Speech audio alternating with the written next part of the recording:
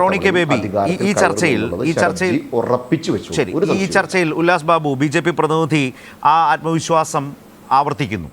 പ്രചരണ രംഗത്ത് നിന്ന് നിങ്ങളുടെ മുന്നണിക്ക് പുറത്തും എങ്ങനെയാണ് ഇന്നത്തെ ഇന്ത്യൻ രാഷ്ട്രീയത്തിൽ ബി.ജെ.പിയുടെ അവസ്ഥ, എൻ.ഡി.എ മുന്നണിയുടെ അവസ്ഥയെ സംബന്ധിച്ച സാഹചര്യം നിൽക്കുന്നത്? ഇപ്പോൾ അദ്ദേഹം പറഞ്ഞ 370 സീറ്റുകളിൽ തെരഞ്ഞെടുപ്പ് നടന്ന 70% സീറ്റുകളിൽ തെരഞ്ഞെടുപ്പ് നടന്നതിൽ ഏതാണ്ട് 250-നപ്പുറം 270 മറ്റുമാണ് അദ്ദേഹം പറഞ്ഞെന്ന് തോന്നുന്നു അടക്കം സീറ്റ് നേടാൻ കഴിയും. ഇനി വരുന്നതിലും അതുപോലെ അങ്ങനെയാണ് ഒരു 400-ൻ്റെ കണക്ക് അദ്ദേഹം വെക്കുന്നത്. ആ കണക്കിനോട് താങ്കൾ ഏതുവിധം വിയോജിക്കുമ്പോൾ തന്നെ കോൺഗ്രസ് നിലവിലെ സീറ്റിൽ നിന്ന് എത്രമാത്രം മുന്നോട്ട് പോകേണ്ടിയിരിക്കുന്നു? ബി.ജെ.പിയെ ഈ നിലയിൽ താഴേക്ക് കൊണ്ടുവരണമെങ്കിൽ കോൺഗ്രസും നല്ല നിലയ്ക്ക് പെർഫോം ചെയ്യേണ്ടതുണ്ട്, നല്ല നിലയ്ക്ക് സീറ്റുകൾ കൊണ്ടുവരേണ്ടതുണ്ട്.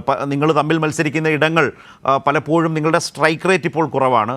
അത് പഴയ കണക്കാക്കി 2024 ഒരു വലിയ തിരിച്ചുവരവ് നടത്തേണ്ടി വരും കോൺഗ്രസ്. ആ നിലയിൽ കോൺഗ്രസിന് ഏതൊക്കെ സംസ്ഥാനങ്ങളിൽ മികവോടെ വരാനാകും? ആ നിലയിൽ കോൺഗ്രസിൻ്റെ പ്രതീക്ഷകളെക്കുറിച്ച് ഈ ഘട്ടത്തിൽ എന്തു പറയും? ഏതെങ്കിലും ബി.ജെ.പിയുടെ നേതാവ് ഉല്ലാസ് ബാബുവിന്റെ ആത്മവിശ്വാസം വളരെ നല്ലത് തന്നെ. പക്ഷേ പ്രധാനമന്ത്രി മോദിക്കോ അമിത്ഷായ്ക്കോ ഇല്ലാത്ത ആത്മവിശ്വാസം അദ്ദേഹം പ്രകടിപ്പിക്കുന്ന കാണുമ്പോഴാണ് അത്ഭുതം തോന്നുന്നത്. ഇവിടെ നമ്മൾ ചൂണ്ടിക്കാണിച്ചതുപോലെ 4 ഘട്ടം തെരഞ്ഞെടുപ്പ് സമാപിച്ചു. ഏകദേശം 381 സീറ്റിലെ പോളിംഗ് അവസാനിച്ച് വോട്ടുകൾ പെട്ടിയിലായിരിക്കുന്നു. ഇനി ഒരു 160ഓളം സീറ്റുകളിലാണ് ഇനിയും തെരഞ്ഞെടുപ്പ് അവശേഷിക്കുന്നത്.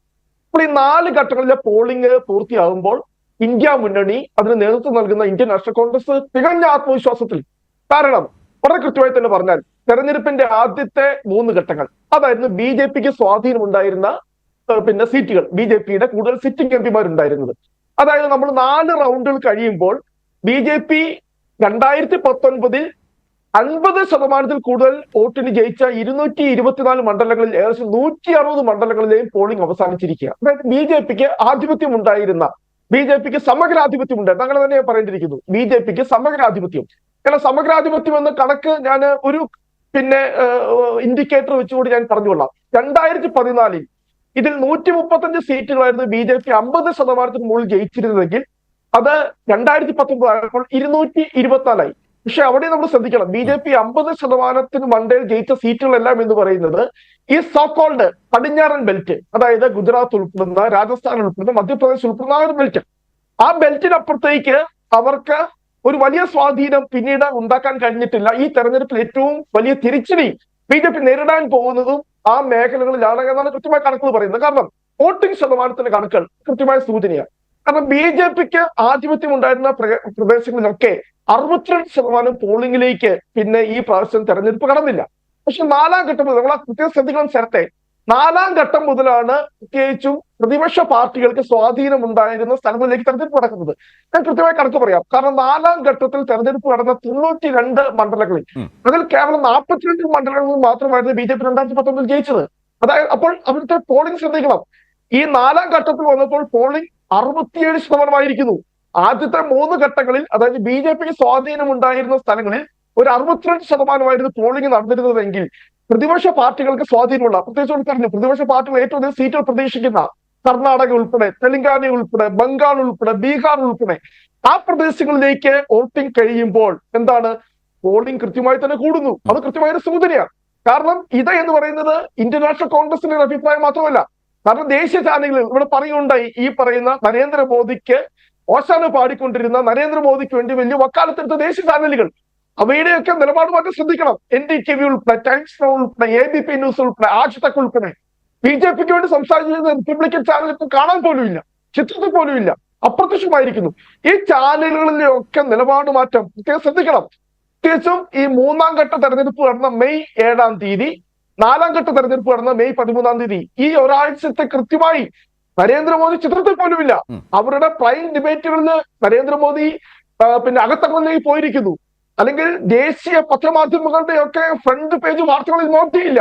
ആകപ്പാടെ ഈ കഴിഞ്ഞ ഒരു 10 ദിവസം മോദിയുടെ ഒരു പ്രസ്താവനയായി പുറത്തു വന്നത്, അല്ലെങ്കിൽ ചർച്ച ചെയ്യപ്പെട്ടത് എന്ന് പറയുന്നത് അദ്ദേഹത്തിന് ഭൂപടകായി മാറി. അദ്ദേഹം പറഞ്ഞത് കള്ളപ്പണം സൂക്ഷിച്ചു വെച്ചിരിക്കുന്ന മോദിയെക്കുറിച്ചും അല്ലെങ്കിൽ അദാനിയെക്കുറിച്ചും അംബാനിയെക്കുറിച്ചും അവർ കോൺഗ്രസ് ക്യാമ്പിലേക്ക് മാറിയിരിക്കുന്നു. കോൺഗ്രസിന് വലിയ ടംബോയിൽ കള്ളപ്പണം കൊടുത്തു എന്നാണ് മോദി പറഞ്ഞത്. അത് അദ്ദേഹത്തിന് തിരിച്ചടിയായി. കാരണം 2018 ഇന്ത്യയിലെ 100% കള്ളപ്പണവും ഇല്ലാതാക്കി നോട്ട് നിരോധനം കൊണ്ടുവന്ന് പറഞ്ഞ മോദി പറയുക, പ്രധാനിയുടെയിലും അംബാനിയുടെയിലും കോടാനുകോടി ആയിരക്കണക്കിന് കോടി കള്ളപ്പണം ഇരിക്കുകയാണ്, അത് മുഴുവൻ കൊടുത്ത് കോൺഗ്രസ് ഡംപ് ചെയ്തു എന്ന് പറഞ്ഞപ്പോൾ അത് തിരിച്ചടിയായി മാറി.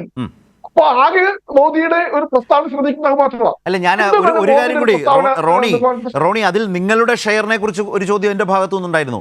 കോൺഗ്രസിന്റെ പ്രകടനത്തെക്കുറിച്ച് അതും താങ്കൾ ഈ ചർച്ചയിൽ പറയേണ്ടതാണ്. അതിന്റെ ഒരു വളർച്ച എങ്ങനെയാണ് കാണുന്നത്? വളരെ കൃത്യമായി പറയാം. ഇതുവരെ തെരഞ്ഞെടുപ്പിൽ നടന്ന ഈ പറയുന്ന 381 സീറ്റിൽ BJP വിജയിച്ച 260 സീറ്റിലെ തെരഞ്ഞെടുപ്പാണ് കഴിഞ്ഞത്. ആ 260 സീറ്റിൽ 185 സീറ്റിലും കഴിഞ്ഞ നമ്മുടെ 2ാം സ്ഥാനത്ത് വന്നത് കോൺഗ്രസ് ആണ്. അപ്പോൾ തീർച്ചയായിട്ടും BJPക്ക് ഒരു തളർച്ച ഉണ്ടാകുമ്പോൾ സ്വാഭാവികമായിട്ടും മുന്നോട്ട് വരേണ്ടത് വളരെ കൃത്യമായി ശരത്തിനറിയാം.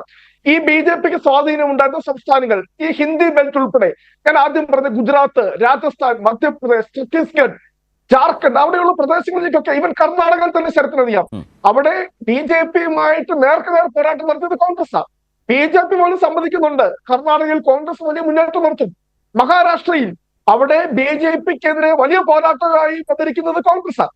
അപ്പോൾ ഇന്ത്യയുടെ ആ ഒരു പടിഞ്ഞാറൻ ബെൽറ്റ്, ഞാൻ പറയുന്ന ഈ കേരളം, കർണാടക ഉൾപ്പെടെ മഹാരാഷ്ട്ര, ഗോവ ഉൾപ്പെടെ വരുന്ന ആ ഒരു പടിഞ്ഞാറൻ ബെൽറ്റ് ഉണ്ടല്ലോ, ആ പടിഞ്ഞാറൻ ബെൽറ്റിൽ, ഇനി കിഴക്കൻ ബെൽറ്റിലാണ് മറ്റു പ്രാദേശിക പാർട്ടികൾ BJPയുമായിട്ട് മത്സരിക്കുന്നത്. നമുക്കറിയാം, തമിഴ്നാട്ടിൽ DMK, ആന്ധ്രാപ്രദേശ് എന്ന് പറഞ്ഞാൽ YSR കോൺഗ്രസ്, ഒറീസയിൽ ബിജു ജനതാദൾ, ബംഗാളിൽ വന്നു കഴിഞ്ഞാൽ തൃണമൂൽ കോൺഗ്രസ്, ഇതെല്ലാം എന്ന് പറയുന്നത് ഇന്ത്യയുടെ കിഴക്കൻ ബെൽറ്റാണ്. അപ്പോൾ പടിഞ്ഞാറൻ ബെൽറ്റിലുള്ള ബഹുഭൂരിപക്ഷ സീറ്റുകളിലും BJPയെ നേർക്കുനേർ. അതുകൊണ്ട് തന്നെ ഈ 4 ഘട്ടത്തിൽ ഉദ്ദേശം എത്ര സീറ്റിൽ വരെ കോൺഗ്രസിന് ജയിച്ചു വരാൻ കഴിയും? ഇവിടെ ഞങ്ങൾ വളരെ കൃത്യമായി തന്നെ ഈ 4 ഘട്ടം കഴിയുമ്പോൾ BJPയുടെ മുന്നിൽ ഇന്ത്യ മുന്നണി എത്തിയിട്ടുണ്ട്. ഞാൻ കോൺഗ്രസ് എന്ന വാക്കല്ല ഞാൻ ഉപയോഗിക്കുന്നത്, ഇന്ത്യ മുന്നണി. കാരണം ഞങ്ങൾ ഒരു കൂട്ടായ്മയിലാണ് വിശ്വസിക്കുന്നത്, കളക്റ്റീവ് ലീഡർഷിപ്പിലാണ് ഞങ്ങൾ വിശ്വസിക്കുന്നത്. ഞങ്ങളുടെ പോരാട്ടം ഇന്ത്യ മുന്നണിയുടെ ലേബലിലാണ്. കൃത്യമായി തന്നെ ഇനിയുള്ള 3 ഘട്ടം എന്ന് പറയുന്നത് ഞങ്ങളുടെ മുന്നേറ്റമായിരിക്കും. ഈ 4 ഘട്ടത്തിൽ BJP പ്രതിരോധിച്ച് നിർത്തി. ഒറ്റ കാര്യം ശ്രദ്ധിക്കും, ഇന്ന് നരേന്ദ്രമോദിയുടെ വാക്ക് പ്രസ്താവന ശ്രദ്ധിക്കാവോ? ഹിന്ദു മുസ്ലിം ഡിവൈഡിനെ കുറിച്ച് പറയേണ്ട ഒരു സാഹചര്യം എന്നാൽ അന്ന് ഞാൻ പൊതുപ്രവർത്തനം നടത്തുമെന്ന മോദി പറഞ്ഞത്. ഈ കഴിഞ്ഞ 3 ഘട്ടത്തിൽ മോദി എന്താ പറഞ്ഞുകൊണ്ടിരുന്നത്? മുസ്ലിങ്ങള് നുഴഞ്ഞുകയറ്റക്കാരാണ്, കൂടുതൽ കുട്ടികളെ ഉണ്ടാക്കുന്നവരാണ്, ഇന്ത്യൻ ടീമിൽ പോലും മുസ്ലിങ്ങൾക്ക് പ്രാതിനിധ്യം കോൺഗ്രസ് അധികാരത്തിൽ വന്നാൽ കൊടുക്കുമെന്ന് അക്ഷവർഗീയത പറഞ്ഞ മോദി എന്ന് പറയുക. ഈ 2 സമുദായങ്ങളെ ഭിന്നിപ്പിക്കുന്ന ഭാഷയിൽ സംസാരിക്കേണ്ടി വന്നാൽ ഞാൻ പൊതുപ്രവർത്തനം അവസാനിപ്പിക്കും. വളരെ കൃത്യമായി BJP സഹോദര മനസ്സിലായി. കാരണം അവര് പറഞ്ഞു തന്നു. കാരണം BJP ഈ തെരഞ്ഞെടുപ്പിൽ BJPയുടെ സ്ട്രാറ്റജി മൊത്തം പിഴഞ്ഞു. അവര് പറഞ്ഞു 370 സീറ്റ് 400 സീറ്റ്. ജനം ചിന്തിച്ചു, എന്തിനാ അവർക്ക് 370 സീറ്റ് 400 സീറ്റിനെ കുറിച്ച് എന്ത് BJP പറയുന്നു? അവിടെയാണ് ഇന്ത്യ മുന്നണിയുടെ